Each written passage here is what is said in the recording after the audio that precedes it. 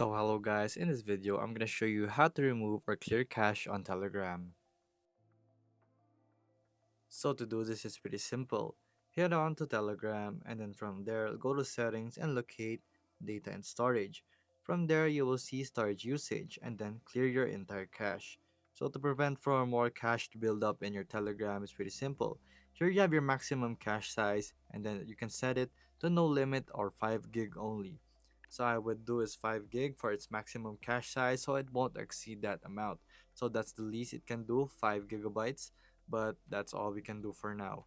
So you can also auto remove cached media throughout one day and private chats, group chats, channels, and stories. So I do this every day so that it will clear it automatically. And it's just that simple. So there you go guys, that is how you remove or delete or clear cache on Telegram. It's just that simple.